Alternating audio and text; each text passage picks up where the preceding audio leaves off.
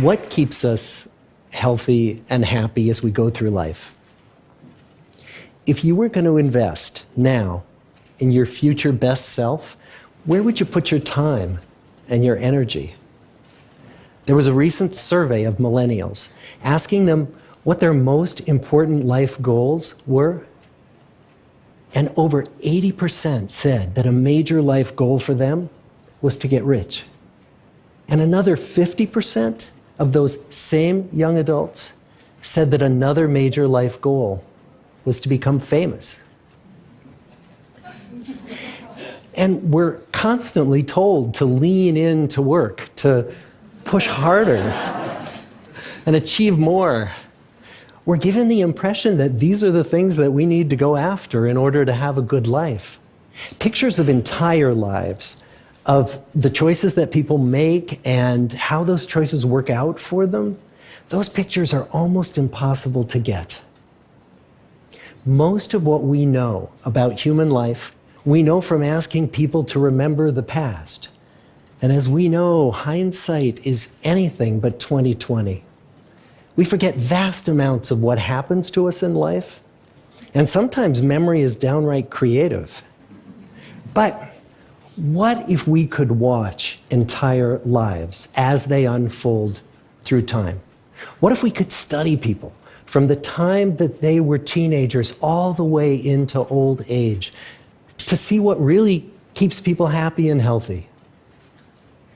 We did that. The Harvard study of adult development may be the longest study of adult life that's ever been done. For 75 years, we've tracked the lives of 724 men. Year after year, asking about their work, their home lives, their health, and of course, asking all along the way without knowing how their life stories were going to turn out. Studies like this are exceedingly rare. Almost all projects of this kind fall apart within a decade because too many people drop out of the study, or funding for the research dries up, or the researchers get distracted, or they die, and nobody moves the ball further down the field. But through a combination of luck and the persistence of several generations of researchers, this study has survived. About 60 of our original 724 men are still alive, still participating in the study, most of them in their 90s. And we are now beginning to study the more than 2,000 children of these men. And I'm the fourth director of the study.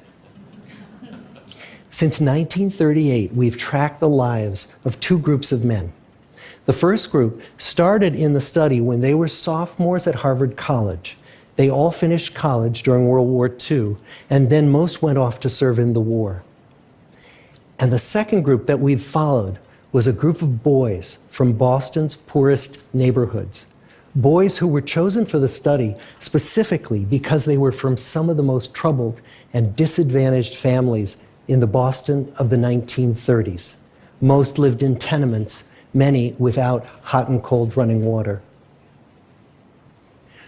When they entered the study, all of these teenagers were interviewed, they were given medical exams. We went to their homes and we interviewed their parents. And then these teenagers grew up into adults who entered all walks of life. They became factory workers and lawyers and bricklayers and doctors, one president of the United States. Some developed alcoholism, a few developed schizophrenia. Some climbed the social ladder from the bottom all the way to the very top, and some made that journey in the opposite direction. The founders of this study would never in their wildest dreams have imagined that I would be standing here today, 75 years later, telling you that the study still continues. Every 2 years, our patient and dedicated research staff calls up our men and asks them if we can send them yet one more set of questions about their lives. Many of the inner city Boston men ask us, "Why do you keep wanting to study me? My life just isn't that interesting." The Harvard men never asked that question.